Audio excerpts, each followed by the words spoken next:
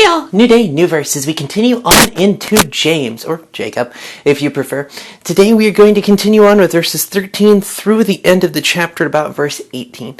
And I really enjoy this section on true wisdom comes from God. As I was going through it, I enjoy all of it because it's constantly speaking, it's constantly alive, and it's constantly convicting, correcting, or teaching us. The Word of God, the Rhema Word, is very much alive. And when we let it read us, when we let Him read us and correct us, it gets to a much more beautiful place. And it's fitting that the discussion is true wisdom coming from God today, because it takes wisdom from God to be able to understand what is in the Word.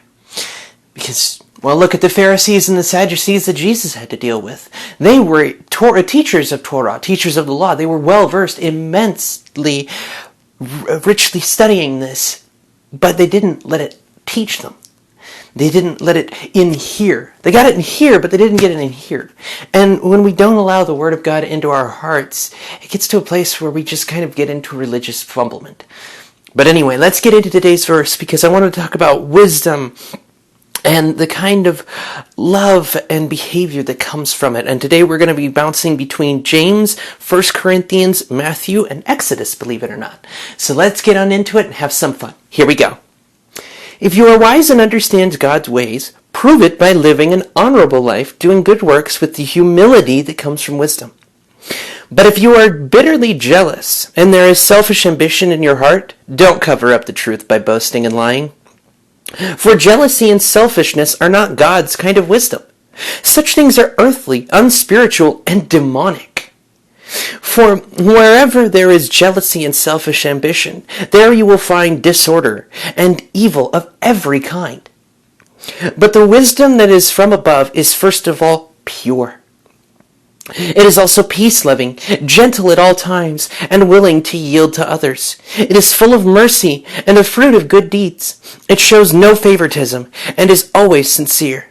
And those who are peacemakers will plant seeds of peace and reap a harvest of righteousness or justice and good things. If you are fond of the different sections of the Bible to the point where you can kind of hear them echoed, I'm sure you picked up 1 Corinthians 13, 4 through 7 there toward the end. But as we're start at the top of the verse and work our way down, the first thing that stuck out to me is in verse 13. The humility comes from wisdom. Because these good works that we're doing, the wisdom, I started thinking about, what is this humble work of wisdom?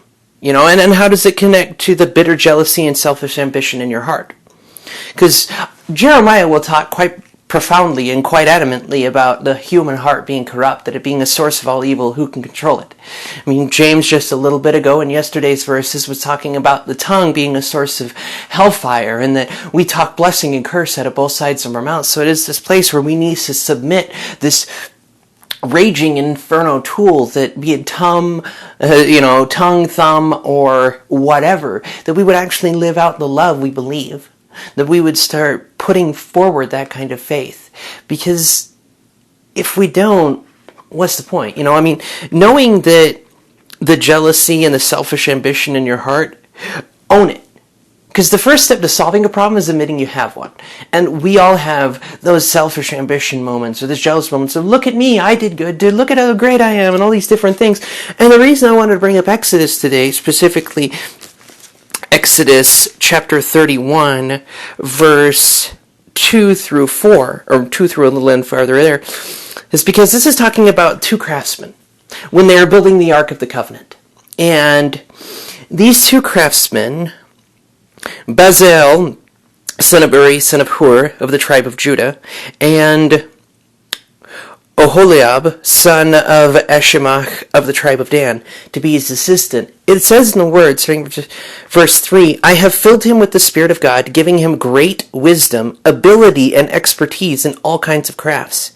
He is a master crafter, expert in working with gold, silver, and bronze. He is skilled in engraving and mounting gemstones in carved wood. He is a master of every craft. It's like, wow, okay, he's a master of every craft. But he doesn't get egotistical about it. We don't have works all over the place by his done. In fact, most people don't even know that those two were the ones who helped build the Ark of the Covenant that God designed. But rather, these two walking humbly Remembering Micah 6:8, I've told you, O human, what is good, to live patience, love mercy, and to walk humbly with your God. They're walking humbly. The Lord is the one giving them the wisdom, giving them the skill, giving them the ability.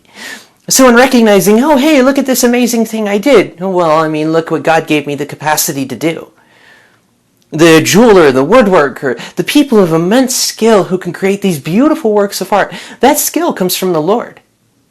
And that natural inclination to do it, the want to do it, the understanding that seems to spark and explode in ways that we don't have understanding for, that it just clicks, as it were. That's the work of God. That is God pouring the wisdom into us because He loves us. He wants us to enjoy these things. He wants us to create beauty. Remember, biblical work is anything for the betterment, beautiment, or benefit of another human being. And so when we create these things to, here's a nice, soft, comfy bed, made with a bit of craft, woodworking and loom work, tapestry, it'll come to me. But these different things that come together to make these works of art and beauty that are designed to benefit others. When people paint a mural like Michelangelo did on the Sistine Chapel that draws people into start questioning the mystery of God and wanting to explore Him, these are gifts, these are beautiful things that He puts in us. And so when people say, hey, look at how amazing it looks, we can say, yes, thank you, God, for giving me the capacity to do it. And if it is a place of, yep, it was all me, then don't hide that. But recognize that it's all me doesn't mean anything. We neither animate ourselves nor actually make ourselves come to life. So that kind of boasting, it requires a place of humility. It requires a place of bending the knee before the one who gives us the wisdom. Because He gave it, He can take it away. And now sometimes He will, sometimes He doesn't. That's His domain. But the point is, are we going to humbly trust that He is in charge, that we're not? Because we don't have the information to say, oh, hey, I know it. Because it goes farther in here. It picks up into Corinthians and Matthew as the kind of love we're supposed to live in verse 17. Because this is the two things we're looking at here. The things that are always seemingly laid out at the end of each one. Blessing or curse. Do we want to live a life that with wisdom that is first of all pure? That it recognizes that God is the source of all wisdom. So it goes to the source of all wisdom, wanting more. We recognize that it is peace-loving and gentle at all times, willing to yield to others. Because we know this verse. We know it well from Paul when he puts it in 1 Corinthians 13. That love is patient, love is kind, love is not jealous or boastful or proud or rude. It does not demand its own way. It is not irritable, and it keeps no record of being wronged. And so if we're looking, and the rest of the verse straight through 7. And so if this is the kind of God if this is the kind of love that God is telling us to live, and the Lord's own brother, Jacob, half-brother, is saying the same kind of thing, but having it be wisdom, then perhaps what if the two are trying to discuss the idea? What if the Word is trying to get into us that love is wisdom? That when we love others the way He loves us, when we truly shema Him, that is the wisdom to interact with each other. Because the crux of it, verse 6 here, not verse 6, verse 16 here, that wherever there is jealousy and selfish ambition, you will find disorder and evil of every kind. We know this. You just spend 5 minutes on any social media platform, Twitter, YouTube, so many videos that try and divide and get two sides to kill each other and are trying to egg people on toward this place of war and anger and hate. And it's pathetic. It's two crazed wings on the same blind bird. In Joshua, they come across an angel of the Lord. And Joshua says, are you for us or against us? And the angel of the Lord says, neither. I am for the Lord. Why don't we do that? Why don't we live like we love? Why don't we have the wisdom that is pure and genuine and is willing to yield to others? Not in this sense of, I'm just going to permit everything. No, it's one of those, if this person wants to take off and say, I'm the best there is, fine, enjoy. I'm going to keep living out the humble life God has given me. And when you're done trying to watch the world burn, I'll be over here, still doing what He told me to do. working for the benefit of the Babylon I am in, because I am an exile waiting for my king to come home. This is just walking out what is in the Old Testament, what we are called to do. The path of the exile. We even have a how not to right in the first 5 books. That we can be grateful that God is in control. That we can be grateful that He sees us through. We can be grateful that He knows what He is doing, so that even when the world goes insane, instead of saying, oh, well, it's their fault, or it's their fault. Because we've heard this before in the Bible. We know this story. When the disciples come up to Jesus and say, Master, this man is blind. Who sinned, him or his parents? Who's at fault? Who's the bad guy here? Who can we blame to say, stick it to that guy? He's footing the bill for the screw-ups. And Jesus, no, you're asking the wrong question here. You're thinking from the wrong perspective. Do not think, oh, well, what was his sin or what was their sin? Don't be shoulda, coulda, and woulda from the book of Job. Because the 3 friends, same thing. Oh, well, it must have been your kids who were sinning against God, and that's why they died. Oh, well, it must be you that sinned against God, and that's why everything was taken from you and it all died. Meanwhile, beginning of the book and multiple times through it, God Himself is saying, yeah, no, Job's a righteous man who deserves none of this. So then what's the real question? And Jesus points it out for Himself, because we obviously need His wisdom. And He says, do not look for the person to blame, but look for how God can get the glory. So why do we not do that here and in the now? Why do we not say, okay, yes, this problem is difficult. Yes, the suck is real. But how can God get the glory? How can the Lord be praised for what we are going through? Not because of the situation, but because He is greater than it. Oh, I don't know how I'm going to make ends meet. But my God is provider. So I don't know how He's going to do it. He may have somebody drop the money in my lap. He may have somebody, He may miraculously put the extra zeros in my bank account. I don't know how He's going to do it, but He will take care of it because He's Jireh. I don't know where my next meal is going to come from. I don't know how I'm supposed to afford medication and food or rent. I don't know how I'm supposed to do all this because the world is take. But I trust that my God is greater. And so in humble places, in humility, I will bend at His throne and say, you are King, help. Because the shortest prayer, mind you, Jesus Himself says, don't make long-winded prayers, just say what is in here to say. The Holy Spirit makes prayers out of our signs and grows. So when we go, God's already working on it because He knows. He collects every tear. He knows the number of hairs on our head. He knows us intimately. So why do we not go to Him? Why do we not chase after? Why do we say no to favoritism? I'm not going to trick this side or that side. I'm not going to pick this group or that group. I'm going to choose the Lord. If y'all want to choose Him with me, hot diggity, let's praise the risen King. And if you want to keep doing the world's fine, cool. I really hope you knock it off before He comes home. Because that's some childish BS. Some childish behaviors and belief system and some el toro pupu. Because we get to these places where we want to say, oh, no, my group is right. No, my group is right. And we're going to kill each other to prove it. My God says love. My God says vengeance is His. And my God says that if I hate another human being in my heart, I have committed murder already. My God says it is okay to be angry, but it is not okay to hate. My God says that love will remain. That hope, faith, and love are the 3 greatest things, and that will remain, and of the greatest of them, love. My God says that the way we have to do things is very different. And it starts in Matthew. It starts right there for all to see in the Sermon on the Mount, Matthew 5. Blessed are those who are poor and realize their need for Him, for the kingdom of heaven is theirs.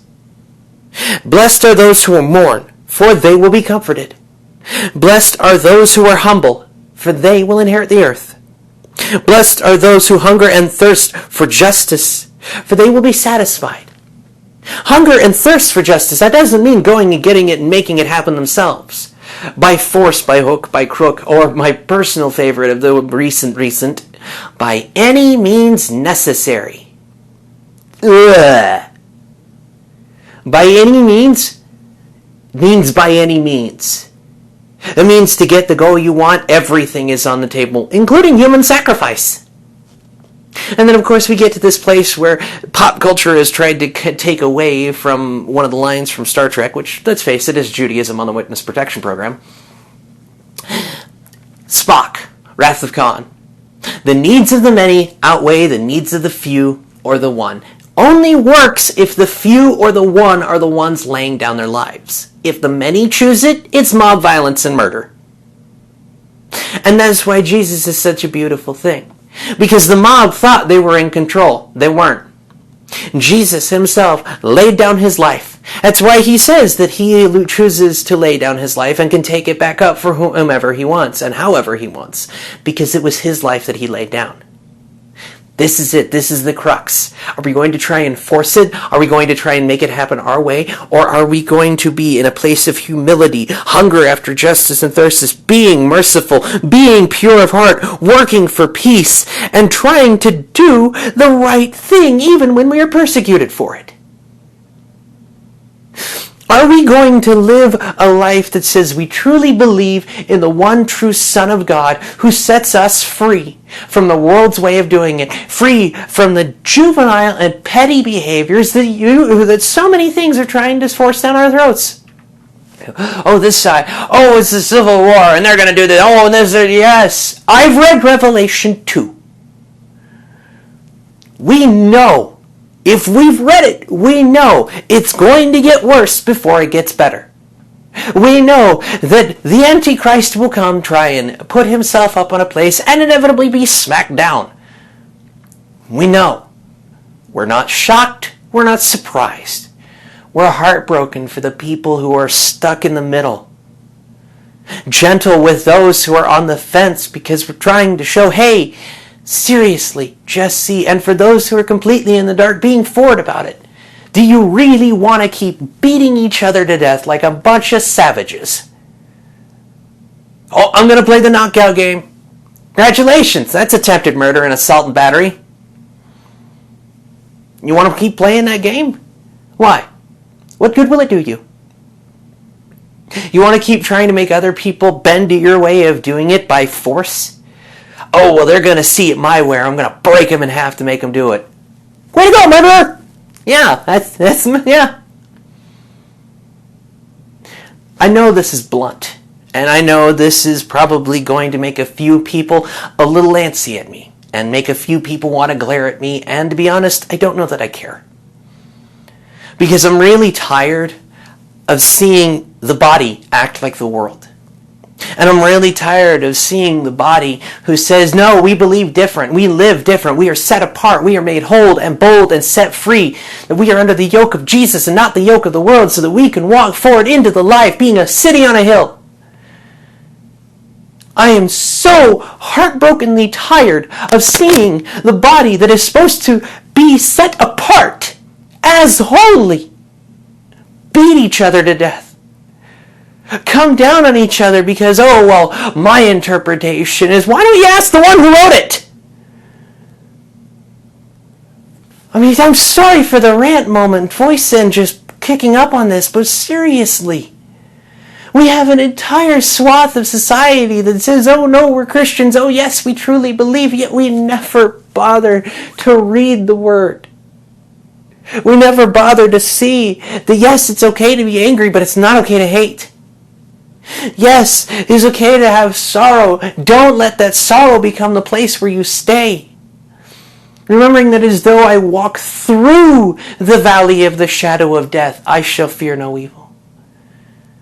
Not, I'm going to camp here in the field of suck because it makes me feel better. That's going to do nothing for anyone, especially us. 16 puts it bluntly. Where there is jealousy and selfish ambition, there you will find disorder and evil of every kind.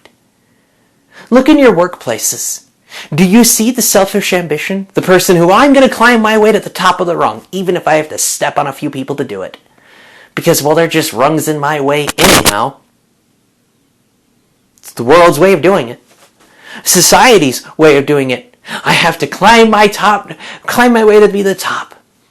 And you end up being king of the ashes. Way to go. You managed to burn the whole world down around you, your entire world down around you, for what? You could say, look what I did. I set my life on fire. Yeah. Because a life that tries to say, I'm going to do it my way and screw the rest of them, is only going to screw itself. By the stick with which you measured, you shall be measured by. So are we going to measure by love, by mercy, by knitting up and wrapping up the wounds of those who persecute us? Or are we just going to add to them? Are we going to speak out of the love that God has given us, control our tongues, not by our own power or might, but by submitting them to Him? Saying, God, my mouth wants to run. Control it. Put a leash on it, just like you put a leash on me. You leave the 99 and go get the one. Keep my tongue from becoming a one. Because it is a place of humility, it is a place of trust, it is a place of knowing that He is the one in control. So we don't show favoritism, we are simply sincere. And that when we plant seeds of peace, we see righteousness, we see justice, we see good things prevail.